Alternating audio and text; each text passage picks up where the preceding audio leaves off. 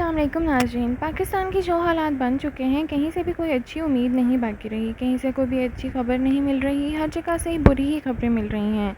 महंगाई जो पहले कहा जा रहा था कि आईएमएफ से मुआहदा करने के बाद पाकिस्तान की सूरत हाल बदल सकती है, लेकिन अब तो वो भी नहीं मुमकिन रहा। मुआहदे के बाद तो सूरत हाल और भी बिगड़ चुकी है। इतनी सख्त शराइत हैं कि लोगों का जीना हराम हो चुका है, सांस निकालने की कोई जगह नहीं बची। आईएमएफ की इतनी सख्त शराइत हैं कि जिसमें आम आदमी का तो कचूमर निकल गया है, लेकिन एलीट क्लास को बहुत सारी सहूलियात फिर भी दी गई हैं, जिसमें पीपल्स पार्टी और पीएमएलएन भी शामिल हैं।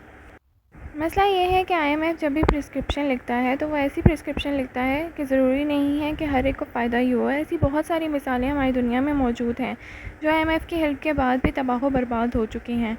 हम 25वीं बार आईएमएफ से मदद ले रहे हैं और हर बार यही कहा जाता है कि आखिरी बार है।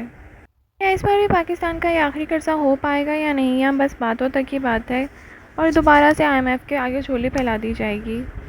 पाकिस्तान ऑलरेडी कर्ज़ों में डूबा हुआ है, ये बात किसी से भी ढकी छुपी नहीं है और कहा जाता है कि सबसे ज़्यादा हम कर्ज़ई चीन के हैं, लेकिन हक़ाइक़ इसके बरक्स नज़र आते हैं। हम सबसे ज़्यादा कर्ज़ई आईएमएफ, वर्ल्ड बैंक और पेरिस बैंक के हैं, जिनका 70% हम लोगों ने उधार चुकाना है और सिर्फ 30% चीन के। 2000 में पाकिस्तान को आखिरी मौका मिला था जब हम लोग अपना सारा कर्जा उतार सकते थे, लेकिन वो मौका भी बुरी तरह से ज़ाया कर दिया गया। तो वो कौल हुकूमत की जो आखिरी आईएमएफ से मुआहदा किया गया है, ये पाकिस्तान की सूरत हाल को बेहतर बना सकेगा या नहीं। नाज़रीन, मिफ्ता इस्माइल से जब ये पूछा गया तो उनका कहना था कि ऐसा बिल्कुल भी नहीं है। पाकिस्तान की अवाम के ऊपर सिर्फ आईएमएफ का बर्डन नहीं है, हम लोग बहुत सारे बर्डन्स भूल जाते हैं, जिसमें पाकिस्तान के एम्प्लॉयज़ जो हैं उनका बर्डन है, ब्यूरोक्रेसी का बर्डन है। आइए सुनते हैं मिफ्ता इस्माइल ने और इसके बारे में क्या कहा, फिर इस पे बात करते हैं। Thank you. कोशिश देखें आईएमएफ की हमारी डिमांड होती है। हम अक्सर बात करते हैं कि आईएमएफ की हमारे ऊपर बहुत डिमांड है, लेकिन हम बहुत सारी और डिमांड्स की बात नहीं करते। मिसाल के तौर पर जो रियासत के एम्प्लॉयज़ होते हैं, ब्यूरोक्रेसी और आर्मी शामिल है, उसकी भी डिमांड हमारे ऊपर होती है। हमारे जो सूबे हैं उनकी भी डिमांड होती है। हमारे जो सियासतदान हैं, एमएनए, एमपीएस, एमएनएज और जो हुकूमत वक्त है उसकी भी डिमांड होती है। तो उन सबकी डिमांड जो है वो भी पूरी करनी होती है। हम आईएमएफ को ब्लेम कर देते हैं, लेकिन हमको आवाम के ऊपर तो ये सारी चीज़ों का बोझ गिरता है। तो अगर आप डेट भी ख़त्म करवा देंगे तो उससे मसला हल नहीं होगा। जैसे आपने खुद ही बताया कि 2000 में भी जो कुछ लोन फॉरगिवनेस हुए, कुछ रीस्केजुलिंग हुई, लेकिन उससे मसला नहीं हुआ। यहाँ पे हमने बहुत सारे स्ट्रक्चरल मसाइल खड़े कर रखे हैं। तो एक तो ये कि डेट अगर कम भी होगी तो 20-30% कम होगी, और उसके जो 2-3 साल का वक्फा लगेगा उसमें कितनी जीडीपी को नुकसान होगा वो अलग बात है। लेकिन ये अगर कम भी होती है तो इससे अगर हम ये समझ रहे हैं कि पाकिस्तान के मैंने एग्जांपल दिया 2000 की एग्जांपल दी है कि 2001 में ये हुआ था और उससे रिलीफ मिला, मुआशी हालात उसमें थोड़े बेहतर थे। तो हम एक आईएमएफ का लोन लेते हैं और फिर कर्जे का बोझ इतना ज़्यादा है, हर साल इतना ज़्यादा कर्जा देना है कि आप समझते हैं कि ये हम मैनेज कर पाएंगे अगले कुछ सालों में? सर देखिए, ये बात तो आपकी बिल्कुल दुरुस्त है कि मैनेज करना बहुत मुश्किल है, लेकिन सर ये चीज़ें दुनिया ये कहती है कि कर्ज़ लेते वक्त भी तो सोच लेते ना।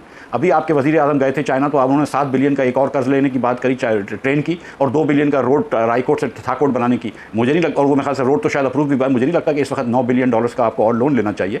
लेकिन जब आप जिस प्रोजेक्ट में $1 की इनकम नहीं आ रही, तो जब आप $9 बिलियन के और लोन करने की बात कर रहे हैं, तो उस वक्त आप किस मुँह से दुनिया से कहेंगे कि हमारे पिछले जो कर्जा जात हैं उसमें कमी कर दो। और ये हमने श्रीलंका में देखा है कि जब वो डिफ़ॉल्ट हुए तो अब जाके श्रीलंका की बात हुई है, वो चाइना से बात नहीं हुई, दीगर ममालिक से।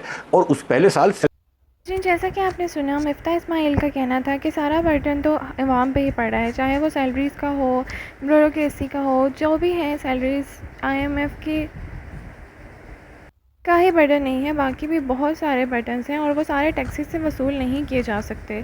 ऑलरेडी महंगाई की शरह देख लीजिए कितनी बढ़ चुकी है। उनका कहना है कि और भी बचत करके इसको पूरा किया जा सकता है। इस पर अब्सार आलम का कहना था कि कितनी बचत की जाए। सारा उनका कहना था कि इसमें रैशनली भी तो चला जा सकता है, आखिर कितनी बचतें की जाएँ।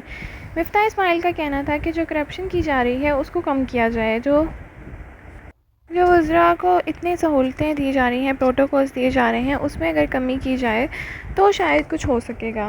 तो ये भी कहना था कि अगर 50 लाख दिए जाते हैं किसी प्रोजेक्ट के लिए तो उसमें से आधे तो अपनी जेब में जाते हैं और इस बात से किसी को भी इनकार नहीं हो सकता।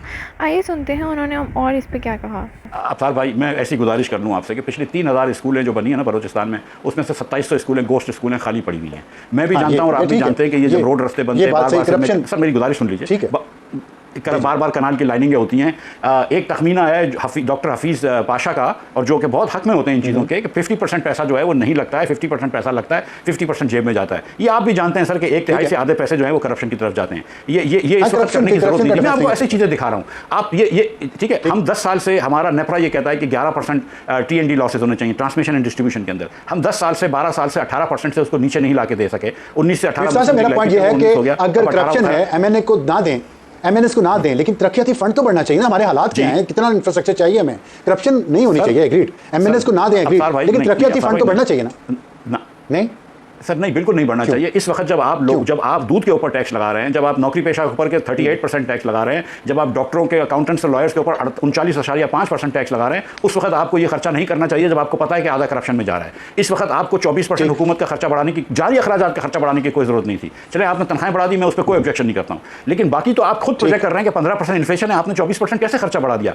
आपने NFC को क्यों नहीं देखा? आपने सूबों को क्यों नहीं कहा कि यार थोड़ा ADB कम करके हमारी वफाक में पैसे दे दो, ताकि हमको तनख्वाहदार तबका का टैक्स नहीं लगाना पड़े? आपने बिजली के अंदर क्या 1% कम किया है ट्रांसमिशन एंड डिस्ट्रीब्यूशन लॉस? क्या आपने 1% रिकवरी कम की है? ये केयरटेकर आई थी तो 75 अरब रुपया आपने रिकवरी की थी, उसके बाद वो बात खत्म हो गई। आप 200 अरब रुपया अगर रिकवरी कर लें या 400 अरब रुपया साल का रिकवर कर लें, तो 4 रुपये से आपका यूनिट की प्राइस कम हो जाएगी। तो हम जाके ये कहते हैं कि नहीं, सारा कसूर IMF का है। हम ये नहीं देखते कि सूबे क्या पैसे लेके जा रहे हैं, हम ये नहीं देखते कि हम जारी अखराजात में क्या बढ़ा रहे हैं, हम ये नहीं देखते कि यहाँ हमने करप्शन की बाजार जो गर्म करी है वो करी हुई है, हम ये नहीं देखते कि हमारी इनएफिशिएंसीज हम लोगों के ऊपर पास कर रहे हैं, कि हम बिजली की चोरी भी नहीं रोक सकते, बिजली के ट्रांसमिशन लॉसेस भी नहीं रोक सकते, हम बिल भी कलेक्ट नहीं कर सकते, लेकिन अच्छा हम पैसे नहीं देंगे तुम्हारे। ये क्या बात हुई? दुनिया इस तरह नहीं चलती सर। दुनिया आपसे बोलेगी कि जैसे कि आपने सुना, मिफ्ता इस्माइल ने बड़ी क्लियर कट बात की है, टू द पॉइंट। उनका कहना था कि अपने अखराजात को कम कर लीजिए और जो आवाम पे बोझ बना रहे हैं उसको भी कम कर लीजिए।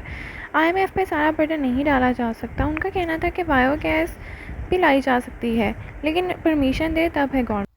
आपका इस सारे मामले पे क्या ख्याल है? अपनी राय का सहारा नीचे कमेंट सेक्शन में ज़रूर कीजिएगा। Thank you.